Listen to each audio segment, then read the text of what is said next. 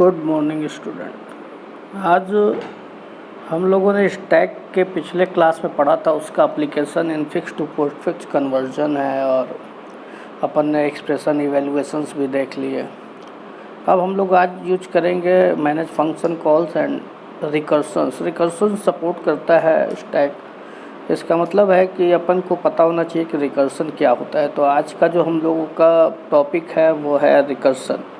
आज हम देखेंगे कि रिकर्सन क्या होता है, कैसे वर्क करता है और अपने लिए जो हमारे इंटरव्यू के क्वेश्चंस हैं या रिटन में किस तरह के क्वेश्चंस जो हैं वो रिकर्सन से पूछे जाते हैं। याद रखिए, जो हम सिंपल रिकर्सन पूछते हैं वो तो हर बच्चे को आता है और कंपनीज को उससे अपन को उससे कोई फ़ायदा नहीं होता टेक्निकल राउंड में।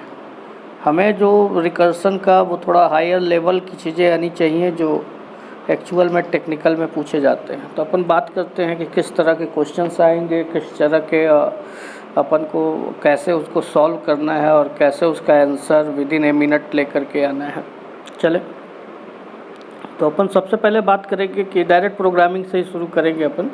यहाँ पर आ गया, कोई बात नहीं, अपन सीधे प्रोग्रामिंग से स्टार्ट करते हैं अपन कि क्या है क्या नहीं है सारी चीज़ें। चलें, सबसे पहला जो अपन का काम है रिकर्सन का मतलब होता है फंक्शन कॉल इटसेल्फ। अगर कोई फंक्शन है, सपोज अपने पास मेन है, इस मेन की अपनी बॉडी है, उस तरह मैंने कोई और फंक्शन बना लिया, एक एस है कि नहीं, और अगर फंक्शन ने मेन ने फंक्शन को कॉल किया और इस फंक्शन ने बार बार खुद को कॉल किया, that is called recursion. That means function call itself is called recursion. अगर एस खुद को कॉल कर रहा है तो दैट इज कॉल्ड रिकर्सन, है कि नहीं। अब ये अपने आप को कॉल कर रहा है तो कहीं ना कहीं तो रुकेगा ना, ये है कि नहीं। इसका मतलब है कि हर रिकर्सन में मुझे एक एग्जिट पॉइंट लगाना पड़ता है और दैट एग्जिट पॉइंट क्या होता है कि ये जो एग्जिट पॉइंट है वो इफ़ के थ्रू लगा लेते हैं अपन, और इफ़ के थ्रू लगाने के बाद जैसे ही वो कंडीशन सेटिस्फाई होता है अपन रिटर्न करा लेते हैं पूरे फंक्शन की जो भी ऑपरेशंस परफॉर्म हुए हैं। तो अपन देखते हैं इसको कैसे परफॉर्म करेंगे। सबसे पहले सपोज जैसे अपन ने एक सबसे पहले तो एक फंक्शन ही बना लेते हैं। अपन ने कहा एक इंट एफ नाम का फंक्शन है छोटा सा, जिसके अंदर अपन ने एक वैल्यू पास कर रखी है कि इंट दैट इज़ एन, कोई भी, और इसकी बॉडी बना लेते हैं। फंक्शन है तो बॉडी होगी ही उसकी, हाँ बॉडी बना लेते हैं। उसके बाद फिर एक फंक्शन बनाते हैं दैट इज़ सपोज F9 को बनाते हैं और F9 को प्रिंट कराते हैं, क्योंकि जो भी अपन फंक्शन कॉल कर रहे हैं वो वैल्यू रिटर्न करेगा। तो अभी हम वो बेसिक चीज़ें पढ़ेंगे जो सभी लोग पढ़ते हैं। सबसे पहले तो ये है कि नहीं। तो अपन ने सबसे पहले एक प्रिंटफ लिया और इस प्रिंटफ के अंदर अपन ने प्रिंट करा लिया उस फंक्शन को। सपोज मैंने कहा f(10) प्रिंट करा लो। चलो, f(10) प्रिंट करा लिया है कि नहीं, सिंपल। अब f(10) जैसा ही अपन ने कॉल किया तो ये जो f(10) है ये आपका उठ करके चला जाएगा इस n में। अब n की वैल्यू हो गई 10। अब n की वैल्यू जब 10 हो गई तो अपन इस n के अंदर कोई भी ऑपरेशन परफॉर्म कर सकते हैं। तो हम चाहते हैं कि अपना जो एग्जिट पॉइंट है वो n की कोई भी वैल्यू, जैसे अपन ने कहा f, जैसे हम चाहते हैं n double equal to should be the कुछ भी, मतलब जैसे 4 है कि नहीं। तो हम चाहते हैं 4 पे जा करके अपना पॉइंट एग्जिट हो जाए और अपन रिटर्न करा लें इसमें कुछ भी। सपोज अपन ने रिटर्न करा लिया 1, है कि नहीं, सिंपल। तो जैसे ही अपनी वैल्यू 4 होगी ये n कॉल करता चला जाएगा खुद को फंक्शन, और जैसे ही इसकी वैल्यू 4 होगी वो उस f4 की जगह n1 रिटर्न कर देगा सबसे पहले। तो अपन ने किया कि इसके बाद क्या किया हमने कि फंक्शन को, अब रिकर्सन को कॉल कर लिया। हमने कहा f, तो जो वैल्यू है उसको एक काम करते हैं n प्लस कर देते हैं, n प्लस f ब्रैकेट में n माइनस 1 है कि नहीं। और जैसे ही अपन ने इस फंक्शन को कॉल किया, ये क्या हो रहा है सबसे पहले तो देखते हैं। हमने जैसे ही इसको कॉल किया, ये क्या किया कि सबसे पहले तो n की वैल्यू 10 लिया इसने, 10 देखा 4 नहीं है तो इसने कहा 10 प्लस F9, F9 देखा 4 नहीं है तो 9 प्लस F8, F8 देखा 4 नहीं है तो 8 प्लस F7, 7 नहीं है दैट मीन्स 5, 5 नहीं है दैट मीन्स 4। और जैसे ही 4 आया n इक्वल टू 4, f(5) को अपन ने कॉल किया, f(5) को कॉल करने के बाद नहीं था तो अपन ने 5 प्लस किया, और 5 प्लस करते ही जैसे ही f4 आया, इस f4 की वैल्यू अपन ने 1 रख दी। तो जो अपना आउटपुट है वो 10 plus 9 plus 8 plus 7 plus 5 plus 1 है। दैट मीन्स आप इसको ऐड कर लीजिएगा, आपको पता ही होगा कि कैसे ऐड करना है कि नहीं। 7 प्लस 6 प्लस 5 होगा, है कि नहीं। तो 10 9 8 7 6 5 और 1 को आपको ऐड करना है, जो भी आउटपुट होगा वो अपना यहाँ पर प्रिंट हो जाएगा। पर रन करा के देख लें इसको कितना आएगा।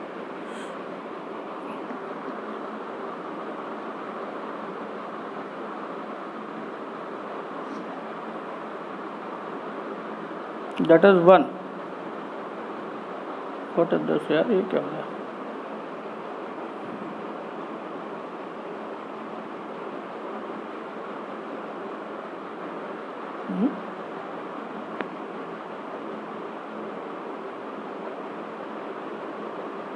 n plus Fn minus 1, n की वैल्यू 4 है तो अपन ने रिटर्न करा दिया 1 को, सॉरी अपन ने रिटर्न करा दिया 1 को, तो लास्ट में सिर्फ 1 ही रिटर्न हो रहा है, ये ऐड नहीं हो रहा है, इसको अपन को रिटर्न कराना पड़ेगा।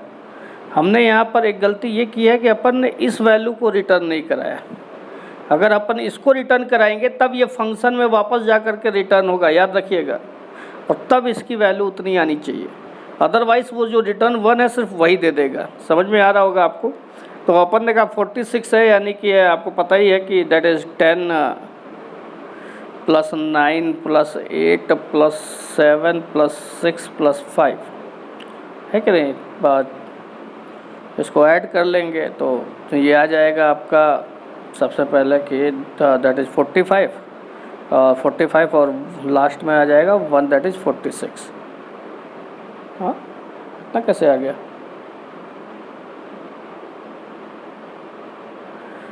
19 8 27 और 7 33 और 6 33 और 6 39 और 5 44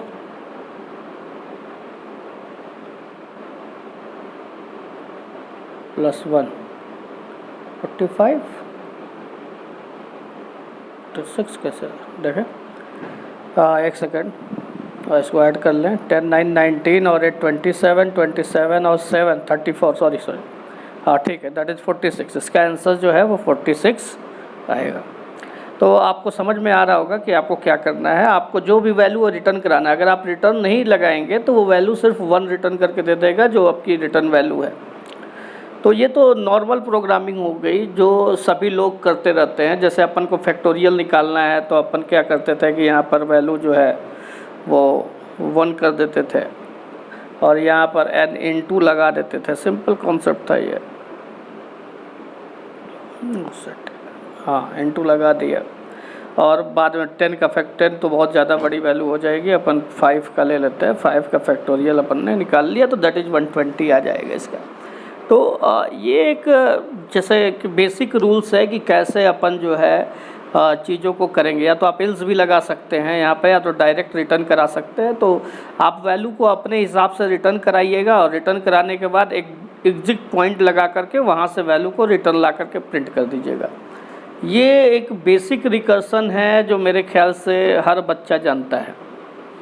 जितनी भी चीज़ें हैं ये बच्चा जो है वो अपना पहले से जान रहा है। तो अपन चलते हैं इसको परफॉर्म करते हैं कैसे। अब देखते हैं वो जो एक्चुअल में पूछे जाते हैं चीज़ों को। ये तो उस केस में अपन सिर्फ कॉल करते हैं यहाँ से जैसे अपन ने कॉल कर लिया, सपोज F5 ही को कॉल करें, इतनी बड़ी वैल्यू बहुत है। हाँ, F5 को कॉल किया और अपना क्वेश्चन ये था कि n इक्वल टू जब 1 है तो चलो 1 हो जाता है, और अपन प्रिंटफ यहाँ कराते हैं। अपन ने कहा कि अपन ने कॉल किया इसको और इसी में इसको प्रिंटफ कराया, दैट इज प्रिंटफ। हाँ, वेरी गुड। प्रिंटफ के अंदर जो आया %d, और हम लोगों ने इस प्रिंटफ को, इस n को ही प्रिंट करा लिया। देखो, जब अपन ने ये किया तो क्या हुआ, जैसे ही अपन ने ये किया,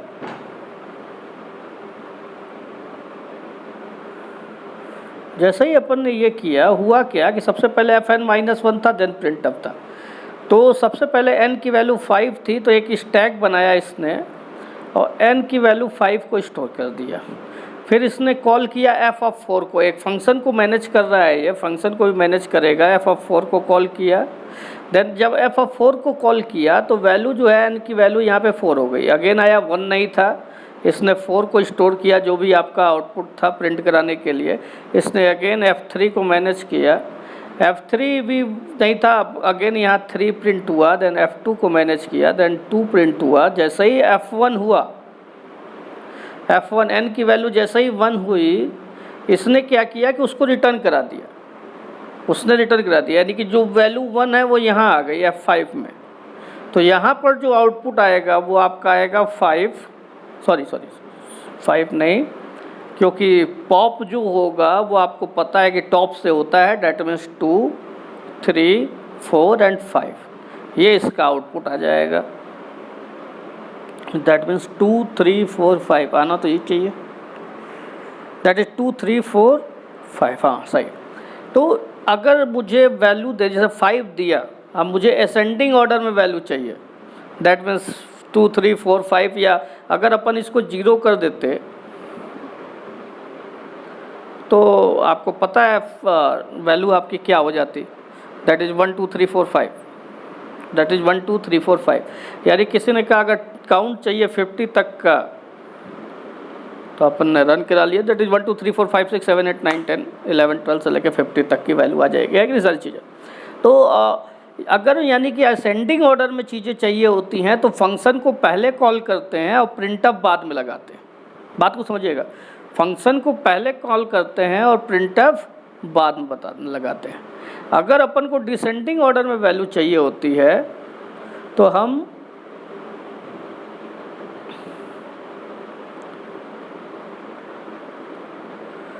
प्रिंटफ को पहले लगाते हैं और फंक्शन को बाद में लगाते हैं। ध्यान से देखिएगा, इसकी जो वैल्यू आएगी that is 50 to 1, that is 50 to 1 आती है कि नहीं, सबसे पहले।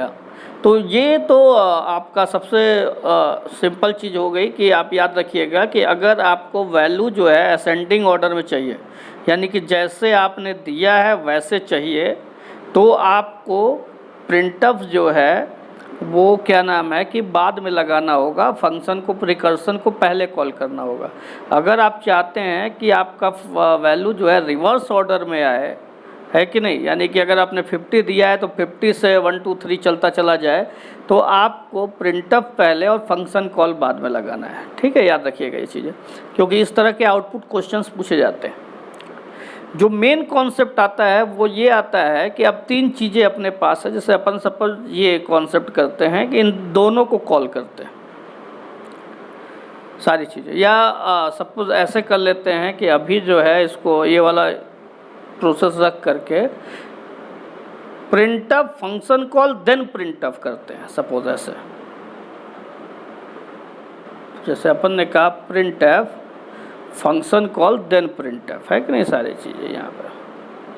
चलिए, हाँ, तो अपन ने एक बार प्रिंटफ किया, फिर फंक्शन कॉल किया, फिर प्रिंटफ किया, है कि नहीं, और वैल्यू भी थोड़ी छोटी ले लें ताकि क्लियर हो जाए। हाँ चलिए, अब देखते हैं कि अपन इसमें क्या हो रहा है।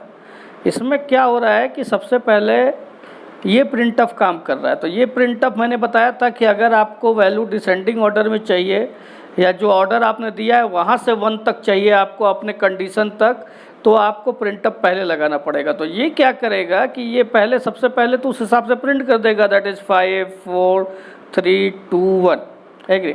उसके बाद फंक्शन कॉल होगा और ये वाला जो वैल्यू है वो स्टैक में आना शुरू होगा,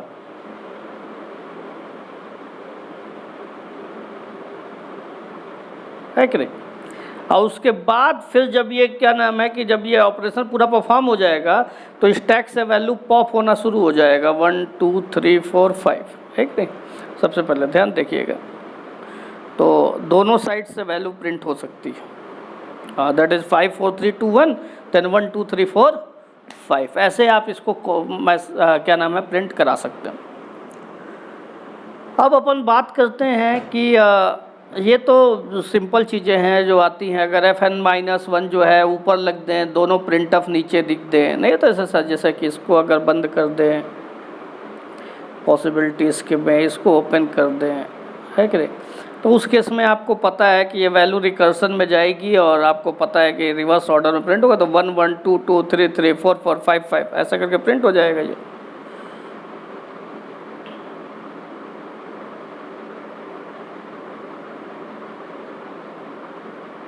वन 1 2 2 3 3 4 4 5 5 प्रिंट हो जाएगा। अगर अपन क्या नाम है कि इसको कमेंट बना लें और नीचे लगा दें, इसको समझ रहे होंगे आप, इसी को जैसे ये प्रिंटअप जो है, इस प्रिंटअप को अपन कॉपी करके यहाँ लगा देते हैं, है कि नहीं। सिंपल चीज़ है। तो आपको पता है सबसे पहले 5 5 4 4 3 3 2 2 1 1 के आने के बाद फिर 1 2 3 4 5 आ जाएगा इसका आंसर। देखिए 5 5 4 4 3 2 2 2 1 1, देन 1 2 3 4 5, नीचे और लगा दोगे तो 5 5 4 4 3 3 2 2 1 1 1 1 2 2 3 3 4 4 5 5 ऐसे आ जाएगा, है कि नहीं। तो ये तो ठीक है, चीज़ें समझ में आती हैं। अब चलते हैं जिस तरह के क्वेश्चंस पूछे जाते हैं हमारे टेक्निकल के पेपर्स में या TCS में।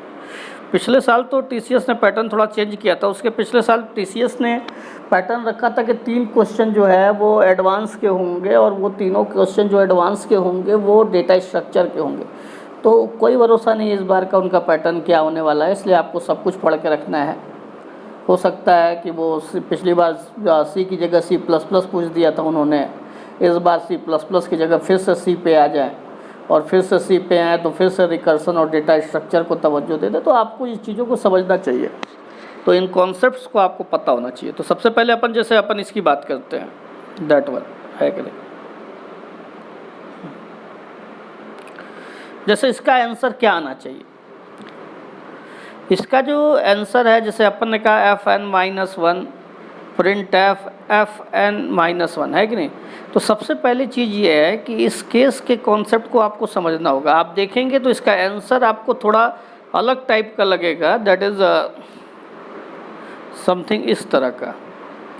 ये आउटपुट आपका आना चाहिए। अब इस तरह का आउटपुट आपको आने के लिए आपको इसको परफॉर्म करना आना चाहिए कि आखिर ये आउटपुट आया कैसे। तो अपन ज़रा इस पर ध्यान दें, थोड़ा सा देखें। पहले तो इसको हटाते हैं, चलते हैं। देखें, सबसे पहले अपन इस पर बात करते हैं कि सबसे पहले चीज़ इस तरह के क्वेश्चंस को सॉल्व कैसे करते हैं। इस तरह के क्वेश्चन को जब सॉल्व करते हैं तो दिमाग में ये रखते हैं कि दैट इज़ लेफ़्ट, और याद रखना प्रिंटअप हमेशा रूट होगा, दैट इज़ रूट, और दैट इज़ राइट, है कि नहीं। तो अपन को इसका एक ट्री स्ट्रक्चर बनाना पड़ेगा और ट्री स्ट्रक्चर बना करके अपन इसको सॉल्व करेंगे। जैसे f(5) था तो सबसे पहले अपन लेंगे f(5) को कॉल किया, तो f(5) को कॉल किया तो ये कन्वर्ट हुआ f(4) में और ये भी कन्वर्ट हुआ f(4) में, राइट। हाँ, f(3) और ये कन्वर्ट हुआ f(3) में, ये भी इसी तरह कन्वर्ट होगा। फिर f(2) में, फिर f(1) में, है कि नहीं। तो इस तरह से ये, एक सेकेंड, तो इस तरह से ये कन्वर्ट हो जाएगा, है कि नहीं। सबसे पहले तो अपन इसको सॉल्व करने की प्रैक्टिस करते हैं ताकि चीज़ें समझ में आ जाए। सबसे पहले अपने पास था एफ ऑफ 5 की वैल्यू है 5, क्योंकि प्रिंटफ में रूट है ये, मैंने बताया था रूट कहाँ आएगा, प्रिंटफ में आएगा। तो दैट इज F4, इधर साइड में भी F4, दैट इज F3, इधर साइड में भी F3, दैट इज F2, इधर साइड में भी F2, दैट इज F1, और इधर साइड में भी F1, और इसका भी F1, इसका भी इसी तरह चलते चला जाएगा, इसका भी इसी तरह चलते चला जाएगा, है कि नहीं। तो पहले इसको सॉल्व करें। दैट इज रूट का मतलब F2, आपको पता है F1 हो गया, F0 नीचे इसलिए नहीं किया क्योंकि F0 पे तो रिटर्न हो रहा है वैल्यू, तो डेट मीन्स F1 का मतलब 1, F1 का मतलब 1 और F2 का मतलब 2। तो लेफ्ट है, रूट है, राइट है, दैट मीन्स पहला जो आउटपुट आ जाएगा that is 1 2 1, right, that is 1 2 1। Again ये 3 लिखा हुआ है तो 3 रूट पे आ गए, तो लेफ्ट में वैल्यू हो गई आपकी 1 2 1 3, और राइट में भी यही वैल्यू आएगी क्योंकि सेम ट्री बन रहा है। तो अगर F3 है तो 1 2 1 3 1 2 1। अगेन यहाँ 4 है तो पहले लेफ्ट 1 2 1 3 1 2 1 4, फिर राइट में भी वही वैल्यू आएगी 1 2 1 3 1 2 1, है कि नहीं। अब इसका जो लेफ्ट है वो है क्या आपका कि 1 2 1 3 1 2 1 4 1 2 1 3 1 2 1, ये वैल्यू आई थी। अब बीच में आएगा 5 और अगेन सारी वैल्यू फिर से रिपीट कर जाएगी। एक बार फिर से देखें, सबसे पहले अपन ने किया 5 को कॉल किया, 5 को कॉल करते ही अपन ने 4 को कॉल किया, F4 को, 4 की वैल्यू 4 ही है, आपको पता ही है। अगेन अपन ने 3 को कॉल किया, अगेन अपन ने 2 को कॉल किया, अगेन अपन ने 1 को कॉल किया ना, है कि नहीं सारी चीज़ें। हाँ, तो वैल्यू कैसे आ गया, 3 में भी आपको पता है 2 होगा, इसमें भी आपको पता है कि 1 होगा, है कि नहीं। सबसे पहले तो 1 2 1 लेफ्ट, देन रूट 1 2 1 3 1 2 1, इस 2 का भी वही आएगा। फिर इसका लेफ्ट 1 2 1 3 1 2 1 4 1 2 1 3 1 2 1, इस पूरे का लेफ्ट, और देन 5, देन ये पूरी वैल्यू फिर से रिपीट करेगी। एक बार रन कराएं इसको, देखें, देखिएगा आपको समझ में आएगा। देखिए 1 2 1 3 1 2 1 पहला वाला आ गया, पहले 1 2 1 तो पहला 2 से आ गया, 3 से क्या आया 1 2 1 left, 3 root, then 1 2 1 right. Again 4 पे क्या आया 1 2 1 3 1 2 1 लेफ्ट, 4 रूट 1 2 1 3 1 2 1 राइट, है कि नहीं। 5 पे क्या आया, ये पूरी वैल्यू प्लस उसके बाद 5, देन पूरी की पूरी वैल्यू फिर से रिपीट कर जाएगी। तो ये हमारा एक तरीके से क्वेश्चंस हैं जो इस तरह के पूछे जाते हैं। याद रखिएगा, आपके जो भी इंटरव्यूज़ होंगे, जो भी चीज़ें आपकी टेक्निकल में क्वेश्चंस आएंगे, वो क्वेश्चन इस बेसिस के होते हैं। अब इसमें वैल्यू वो चेंज करेंगे, प्रिंटफ को ऊपर करेंगे, FN-1 को नीचे करेंगे, FN-1 को ऊपर करेंगे, प्रिंटफ को नीचे करेंगे। फॉर एग्जांपल जैसे अपन देखें, सपोज अपन ने इसको जो है इस प्रिंटफ को नीचे कर दिया, है कि नहीं। तब क्या होगा, उस केस में ट्री तो वही बनेगी बेटा, बिल्कुल याद रखिएगा, ट्री चेंज नहीं होगा। जैसे अपन छोटे से प्रोग्राम को लेकर के चले, जैसे अपन ने आपको इसको जो है 5 से इसको 3 कर दिया है, छोटा सा प्रोग्राम लेके चलते हैं, इसको छोटे से समझने की कोशिश करते हैं। तो आपको पता है 3 बनेगा, आपको पता है दैट इज़ 3 बनेगा, 2 बनेगा, दैट इज़ 1 बनेगा, 1 बनेगा, 0 पे तो रिटर्न हो जाएगा, है कि नहीं सारी चीज़ें। यहाँ भी आपको उसी तरह का बनेगा, 1 और 1 आएगा। तो उस केस में आउटपुट कैसे आएगा, देखिए ये कह रहा है लेफ्ट राइट रूट, तो दैट मीन्स सबसे पहले 1 1 2, है कि नहीं। अगेन ये लेफ्ट हो गया, देन अगेन राइट क्या है 1 1 2, देन रूट दैट इज 3। तो सबसे सिंपल क्वेश्चन है, दैट इज 1 1 2 1 1 2 3, इसका आंसर आ जाएगा। देखिएगा, सॉरी दैट इज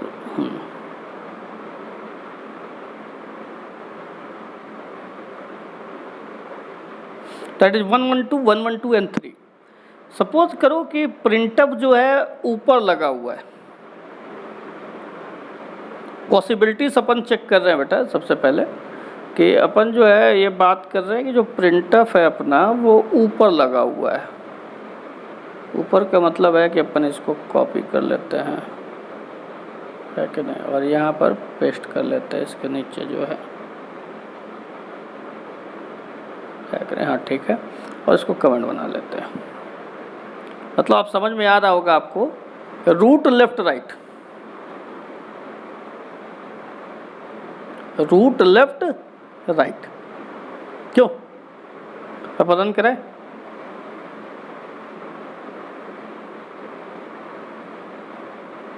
क्या आउटपुट आ रहा है? 3 2 1 1 2 1 1, क्यों? चलें इसका डायग्राम बनाने की कोशिश करते हैं। दैट इज सबसे पहले रूट था अपना 3, that means 2, that means 2, that means 1, that means 1, that means 1, that means 1, है कि नहीं। अपन ने कहा रूट लेफ्ट राइट, सबसे पहले रूट दैट इज 3, लेफ्ट में आ गया ये ट्री है, राइट में आ गया ये ट्री है। लेफ्ट का रूट क्या है? 2, then left, then right, then 2, then left, then right. 3 2 1 1 2 1 1 इसका आउटपुट हो जाएगा। आई थिंक आपको रिकर्सन समझ में आ रहे होंगे। तो ये जो पॉसिबिलिटीज़ है ना, ये पॉसिबिलिटीज़ आपसे पूछी जाती है, बिल्कुल दिमाग में ये बात रखें, तभी ये आप सॉल्व कर पाएंगे, है कि नहीं। तो आज शाम को अपन पेपर कंडक्ट करते हैं और रिकर्सन पे थोड़ा सा आपसे क्वेश्चन पे बात होती है और आप देखते हैं कि आप क्या समझे और क्या सीखे। ठीक है, चलिए ओके बेटा, इसको ध्यान से सभी पढ़ेंगे क्योंकि ये बहुत इम्पोर्टेंस रखता है।